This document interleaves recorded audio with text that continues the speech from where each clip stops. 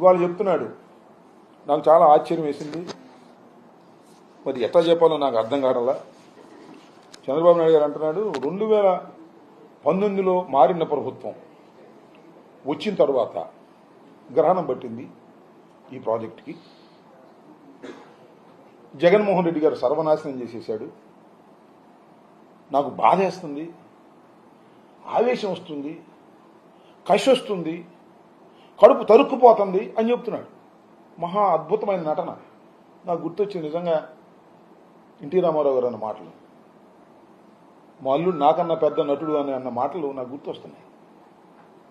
ఏది నాకు అర్థం కాలేదు చంద్రబాబు నాయుడు గారు.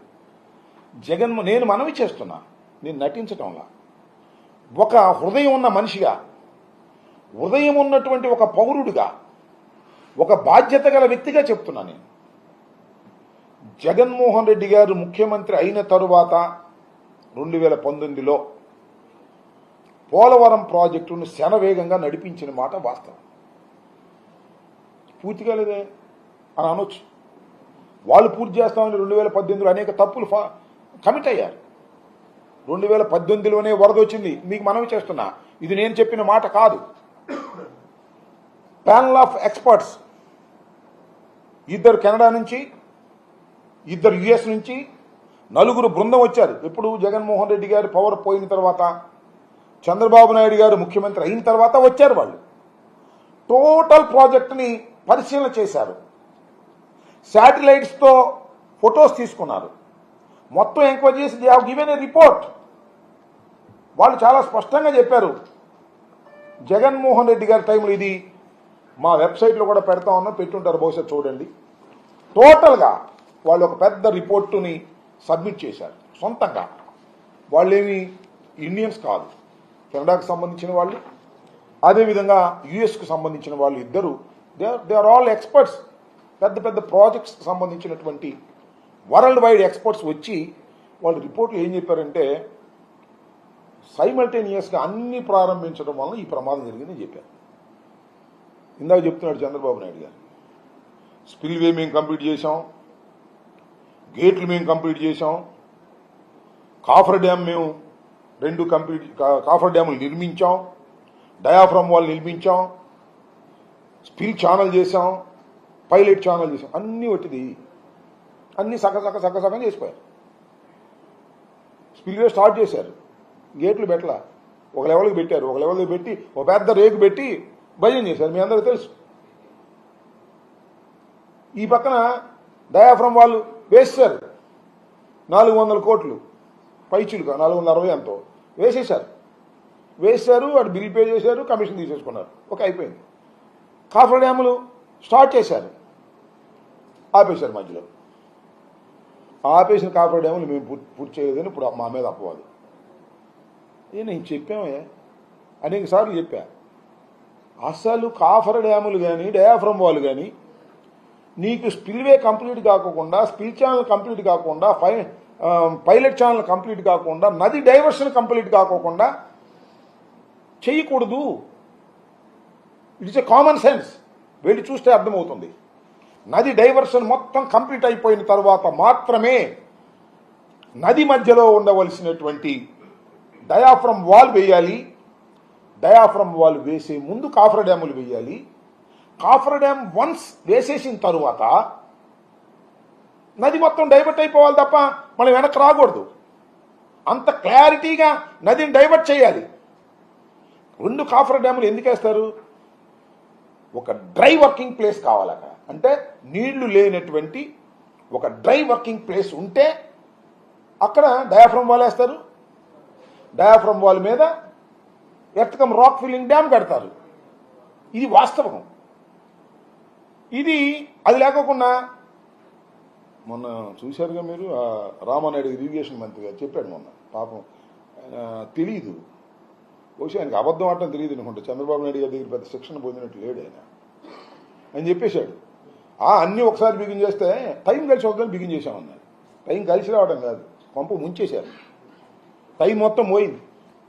6 సంవత్సరాలు వెనకపోయింది. స్పిల్ వేట్ స్టార్ట్ చేశాం, స్పిల్ ఛానల్ స్టార్ట్ చేశాం, అదేది పైలట్ ఛానల్ స్టార్ట్ చేసాం, కాఫర్ డ్యాములు స్టార్ట్ చేసాం, డయాఫ్రమ్ వాల్ స్టార్ట్ చేసాం, అన్నీ కలిసి ఒకేసారి స్టార్ట్ చేసాం. దట్ ఇస్ ద ఫ్యాక్ట్ ఒప్పుకున్నాడు. అన్నీ కలిసి సైమల్టేనియస్గా ఒకేసారి స్టార్ట్ చేయటం అనేదే ఈ ప్రాజెక్టుకు పట్టిన శని. అదే చంద్రబాబు నాయుడు గారు, అదే ఆ రోజు ఉన్నటువంటి మంత్రి గారు ఉమామహేశ్వర్ గారు, వీళ్ళే ఆ రోజున శని పెట్టినట్టు పట్టారు. దాన్ని వాళ్ళు జగన్మోహన్ రెడ్డి గారిని అంటున్నాడు, శని పెట్టాడు, ఈ మనిషికి అసలు అవగాహన లేదు, ఈ మనిషికి అసలు ఏమీ తెలియదు అనేటువంటి మాట మాట్లాడుతాను. మనిషి మీద ఓ దుమారం లేపేస్తున్నాడు. జగన్మోహన్ రెడ్డి గారి మీద ఓ దుమారం లేపేసి ఈయనకేం తెలియదు, ఈయనకి అసలు దాని మీద అవగాహన లేదు. ఈయనకేముంది అవగాహన? నాకు అర్థం కాల. ఈయన అవగాహన ఉంటే ఈ పని చేస్తారా? ప్రతి సోమవారం పోలవరం ఏం చేసావు? ప్రతి సోమవారం పోలవరం వెళ్ళి ఇది నువ్వు చేసినటువంటి పని. ఇవాళ చాలా విపరీతంగా జగన్మోహన్ రెడ్డి గారి మీద విషం కక్కేటువంటి కార్యక్రమం చేస్తూ పోలవరం అనేది జగన్మోహన్ రెడ్డి గారే చెడగొట్టారనేటువంటి బ్రాండ్ వేయడానికి ప్రయత్నం చేస్తున్నాడు. చాలా దురదృష్టకరం. నేను చెప్తున్నా, నేనే కాదు, ప్యానల్ ఆఫ్ ఎక్స్పర్ట్స్ రిపోర్ట్ 1 ఇచ్చినటువంటి రిపోర్ట్లో కూడా చాలా స్పష్టంగా వాళ్ళేమి చంద్రబాబు నాయుడు గారు, జగన్మోహన్ రెడ్డి గారు నాలుగేం పేర్లు తెలియదు. జగన్మోహన్ రెడ్డి గారి టైంలో జరిగింది ఏంటి అనేది డేట్ల ప్రకారం రాశారు. చంద్రబాబు నాయుడు గారి టైంలో జరిగింది డేట్ల ప్రకారం రాశారు. ఆ డేట్లను అన్వయించుకుంటే చాలా క్లియర్గా వస్తుంది. ఇది మా వెబ్సైట్లో బహుశా పెట్టుంటారు, నేను మొన్న అనౌన్స్ చేశాను, పెట్టుంటారు. మేధావులు, విజ్ఞులు దీన్ని పూర్తిగా చదవండి. పోలవరం విషయంలో చంద్రబాబు నాయుడు గారు కమిషన్ల కోసం కక్కుర్తి పడటం వలన ప్రతి పని ఇందాకే చెప్తున్నాడు, ఎన్నో వేల క్యూబిక్ మీటర్లు సిమెంట్ను ఒకేసారి వేసి